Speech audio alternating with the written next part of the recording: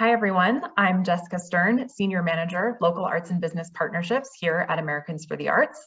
Welcome to the second session of part one of How to Partner with Your Chamber of Commerce series, Navigating Your Chamber and Business Community. We have multiple resources available for you on this activity page to view in tandem with this recording. Access the toolkit under the Toolkit tab, the transcript for this video under the Transcript tab, and additional resources are under the Resources tab. Email us at artsu@artsusa should you need any assistance. I'm pleased to welcome Kelly Johnson, Executive Director of the Arts and Business Alliance of Eugene, and Brittany Quick-Warner, President and CEO of the Eugene Area Chamber of Commerce in Eugene, Oregon. Thank you both so much for joining us. Kelly, I'll pass it to you. Well, thanks for having us. I wanted to just tell you a little bit about the Arts and Business Alliance of Eugene. Our mission is to create strong arts and business partnerships that enrich our community. And our partnership with the Chamber of Commerce kind of goes back to the very start. The Chamber is kind of built into the DNA of the ABAE. We were founded by a collaboration of community organizations after the city of Eugene conducted a in-depth study of our arts and culture sector and identified some gaps, being that our arts community was really vibrant and really full, but not really connected to all sectors of our community. So the Chamber, along with other community partners, got together to found our organization. So they were there from the very beginning, and they provide a really great insight, not only providing connections to local businesses, but also kind of giving us insight into what's happening in the business community, the issues that businesses are facing, and how arts can be helpful in that. So we have programming that is designed to make connections between the two sectors and build relationships. We also have some programming that focuses on encouraging business professionals to explore their creative side and discover the local art scene. We really feel like if people get connected with arts and creativity and see how it can help them both personally and professionally, that they maybe will circle back and make that investment in their arts sector.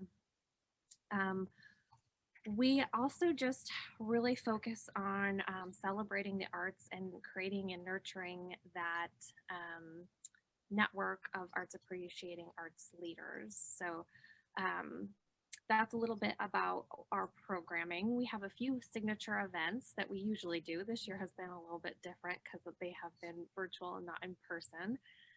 But those events are really designed for that connection piece, and we do one of those in collaboration with the Eugene Area Chamber of Commerce, and that's a networking event called Arts After Hours. We also are the convener and the leader for our local arts and economic prosperity study. We've gone through 2 cycles of that with Americans for the Arts and are looking forward to the next one, and that data not only helps us, but helps us advocate within the business community, that economic impact data. And then we also kind of make a publication every year called the Arts Guide, which highlights local examples of how businesses are partnering with our local arts community and shows the wide variety of artists and arts organizations that Eugene has. And so that's kind of the 30,000 foot view of our programming and a little bit about who we are at the Arts and Business Alliance of Eugene. Thank you so much, Kelly. Now I'm going to pass it over to Brittany to tell us a little bit about the Chamber. Thanks, Jessica. Hi, everyone. I'm Brittany Quick-Warner. I'm the President and CEO here at the Eugene Area Chamber of Commerce.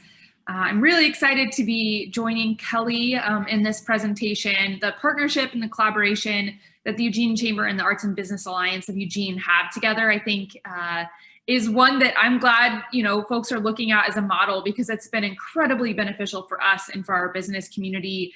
And I think it's one that folks can learn from. In the chamber world, we are really big at, we call it R&D, rip off and duplicate. And so if there's any ideas here that you find that you think would be beneficial or work well in your community, by all means, reach out to us. We'd be happy to provide more information. about how things got started. I'll first start by telling you a little bit about our Chamber of Commerce. So our chamber, like most local chambers across the country, is a nonprofit. We are locally run and managed by a board of directors made up of business members in our community. Our mission is to serve as a catalytic leader in creating a vibrant and diverse economy that drives economic well-being and opportunity for everyone in our community. So for us, this goes beyond just making sure that businesses are successful. To me, that's a means to an end. And the end is that people can live happy, healthy lives in our community. And we know that, one of the ways that we create a vibrant economy and a vibrant community is to make sure that we have a quality of life that is exciting for people and that's an asset for our community. And the arts sector and the arts and culture opportunities that we have in our community is a key factor of that quality of life that we promote in our region. So the act and the work that we do to help promote a vibrant arts economy and to connect the business community with the arts community is a strategic initiative for us. It's not sort of a side thing that just sounds nice and we want to be a part of this collaboration. We really truly believe that it's a key factor in creating that vibrant economy that we're looking for. We also know that beyond just being a great component of livability and entertainment, the arts community, and especially in our region, is a key sector, a key industry, and they have an incredible economic impact in our community. There are hundreds of jobs in the arts sector, not only providing, extra economic generation by attracting visitors to our community, which has room nights associated with it and ticket costs. There's all kinds of economic activity going on within the arts sector that's worth celebrating as well. And Kelly touched on this national economic study that we were lucky to be a part of as a community that really did, it really illustrated the economic impact of the arts sector in our community and in communities across the country. So that's something that we really use to help highlight to our members that getting involved in the arts and supporting arts and culture, again, goes beyond just a feel-good activity. It really does generate economic growth for our community.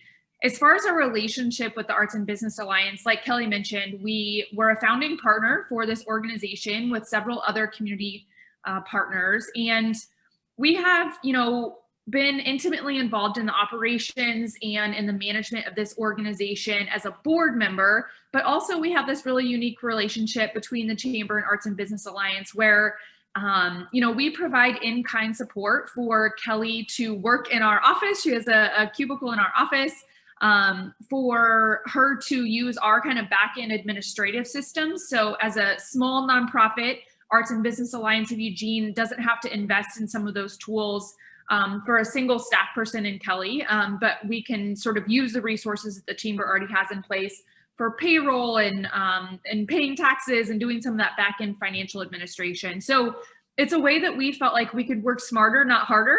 There's a lot of nonprofits out there, and especially if you're running a small nonprofit, the overhead and the administration that goes along with it sometimes can be burdensome, not only for the person doing it, but as you're applying for grants, as you're, trying to convince funders to come in, you want to be lean and mean, and Kelly's able to do that with some strategic partnerships from the Chamber as far as the back-end operations go.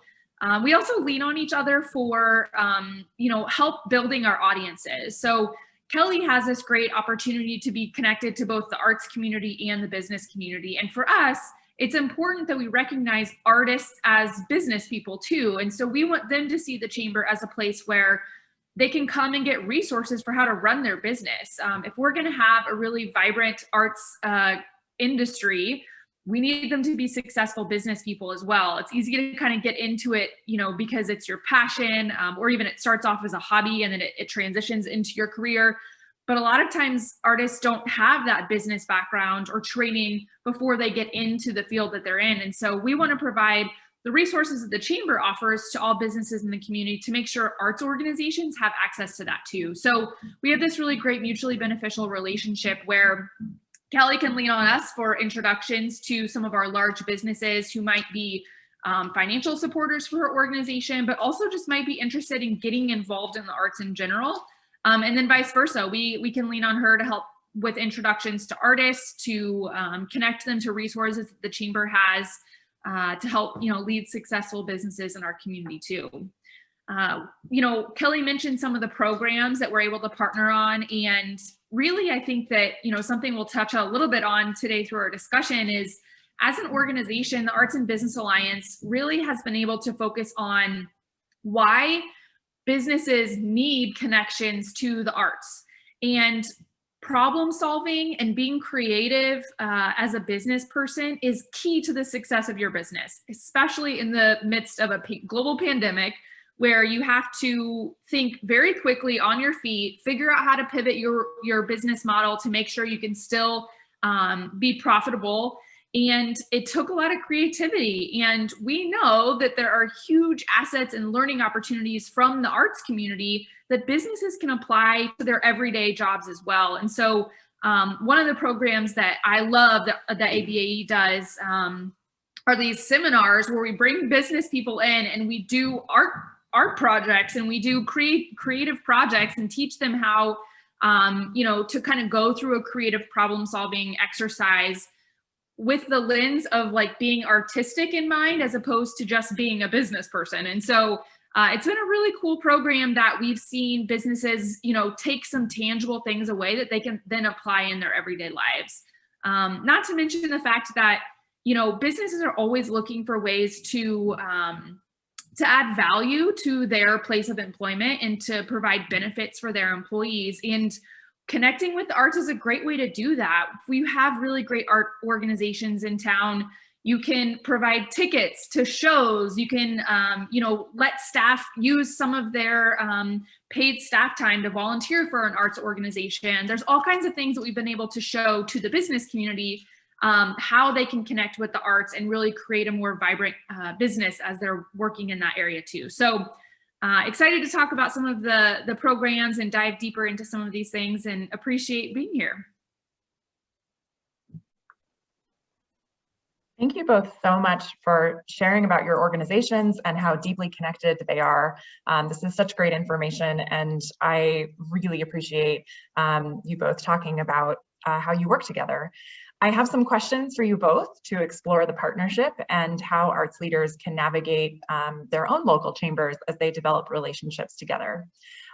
So this can be for either of you to get started, but when getting started on a partnership, what are some of the main things an arts leader should know about their chamber before attending a chamber event or becoming a chamber member? Well, I'll maybe start, and Brittany, you can fill in some gaps if I have, but I would have a few recommendations. The first being, I would try to get really familiar with the offerings that your Chamber of Commerce has. I think it's easy to think of them as maybe like, oh, they throw these events that I can go to where I'll be in contact with business people, but they usually offer like a pretty broad spectrum. And there might be offerings or opportunities that are not top of mind. So one of the most meaningful programs that I had gone through at the Eugene Area Chamber of Commerce is a leadership program. So they offer a leadership program where you're put in with a cohort of other members of the community and go through an 8-month long training. So this wasn't, a one-shot getting to meet people. I got to develop really deep relationships with like 20 business people, and those connections are still some of my main connections in the community. And I went through this years ago. And also, since that program happens every year, there's alumni from the program that I get to meet, and it's kind of like this special badge of honor in the community when I'm making introductions. And so I would just get to know kind of all the offerings that your chamber has and to make the most of them. Also, I might want to advocate for getting to know your chamber's level of education about arts in the community. Obviously, with us being so intimately involved, their arts IQ of the Eugene Chamber is pretty top notch, but maybe not all chambers might be at that level. So it could be an opportunity as an arts leader to provide some of that education about what arts does in the community, so that you're bringing some benefit or value to the chamber or the members. And I think I might close with also just having maybe realistic expectations about what these offerings can do for you. So you might want to sign up and think when you sign up for that membership, you're going to get 12 sponsors immediately out of those connections. But building those relationships takes time, and it takes effort on your part to develop that.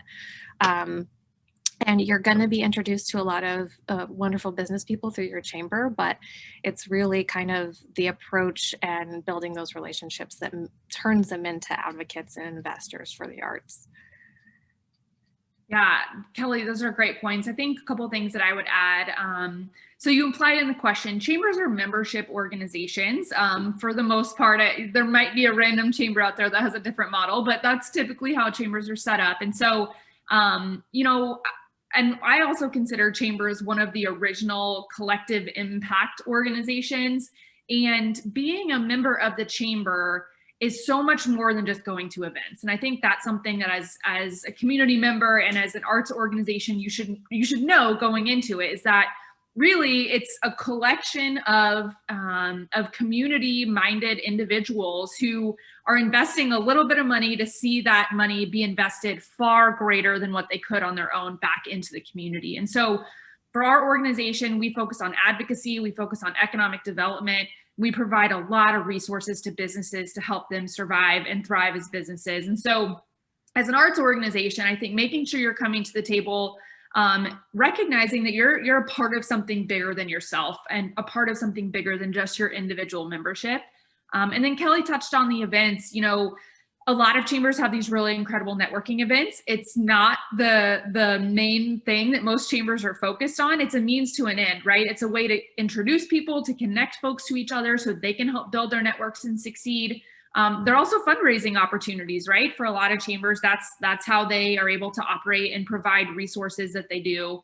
As an arts organization, I think it's really important to, like Kelly said, come in with this mindset of, it's going to take time to build relationships, just like it is in any situation.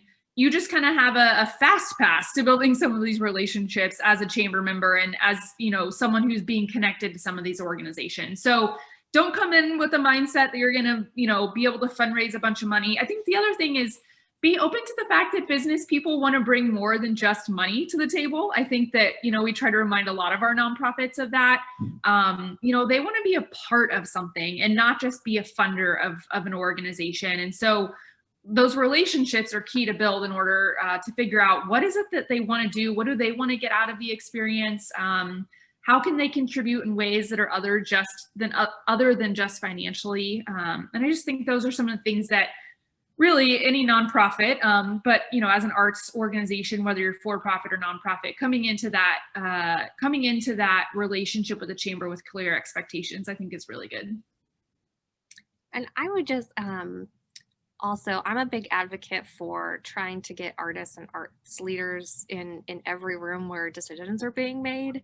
And so when you're looking at those opportunities that a chamber might have for arts leaders, one of them might be a board leader or a board member. So think about that as an opportunity to be in that position of being in the room where decisions are made.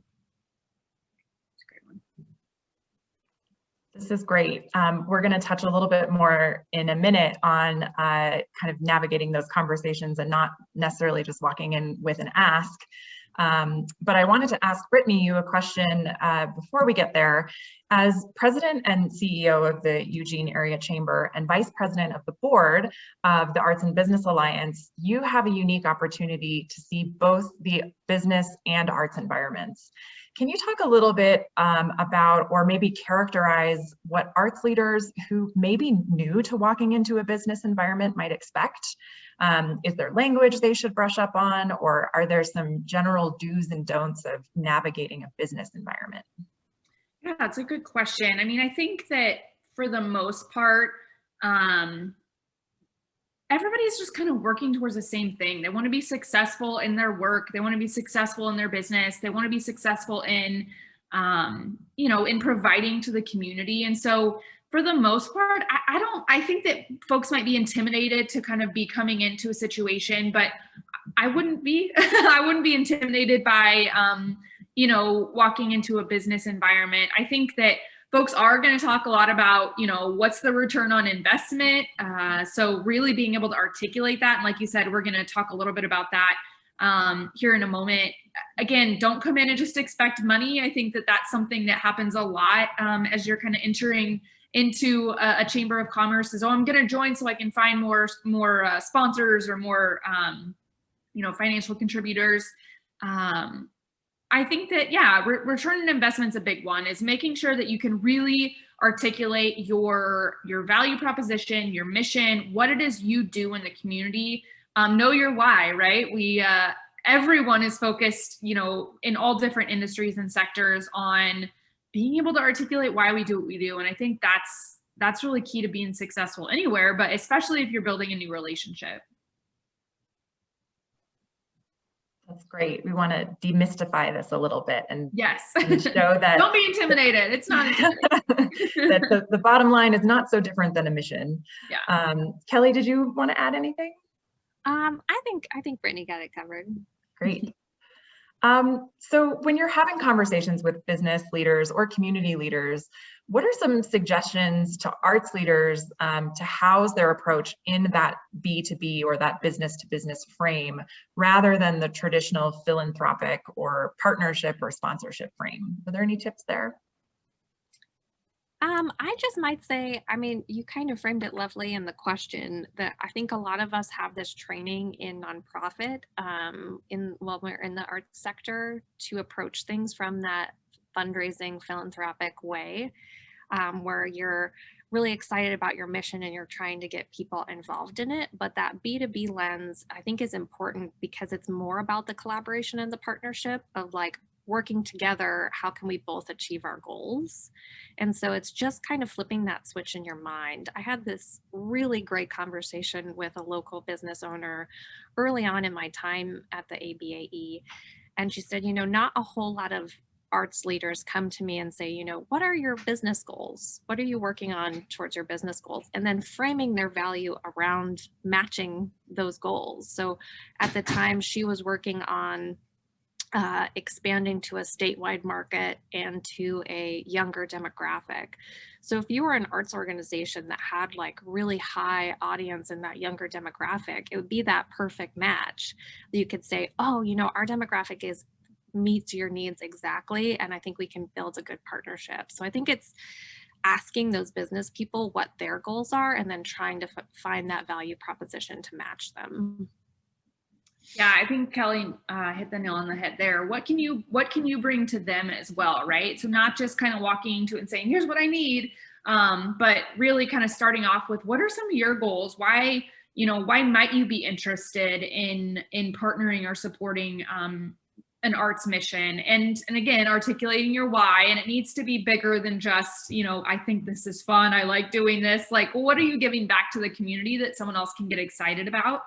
And then I think you kind of have to, for a lot of folks who aren't necessarily ingrained in the arts or haven't grown up around it, you might have to help them connect the dots in some cases, right? Help them understand how, you know, how this opportunity to go to this opera in your community, or, you know, experiencing some like technical art display in the community, how that triggers things as a business person that can help them be successful too, and how the skill sets are transferable. I think that's, again, like I said, we have this this series where we do these workshops, and the whole point is that these are transferable skills that you can really enhance whenever you're participating in the arts, but then take those back to your place of business too. So helping them understand the value of what the arts is bringing to their business, but then also to the greater community.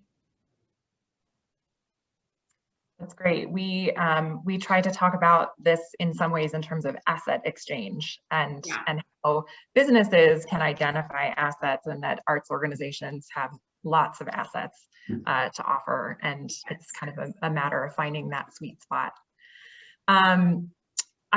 I'm wanting to know if you both could talk a little bit about how ABAE and the Chamber continue to align priorities as the partnership evolves, as community needs change, as business needs change, as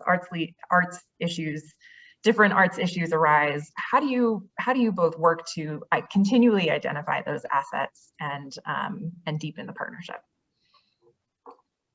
Well, I think we just try to continually check in and identifying those goals and priorities.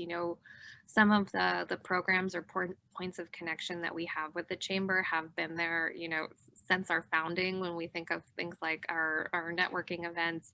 And then others are newer, or there might be even like future programming that we do. So our addition of the Arts Guide in terms of making this resource for the community to see and learn how to partner together to meet those mutual goals. That was in the last 3 years, and we developed that together, which was a really great partnership. And now I know the chamber is really focused on how to market our area to businesses and business recruitment. And I think that's another opportunity for the arts to be that lead and in that conversation to show what an amazing community we have.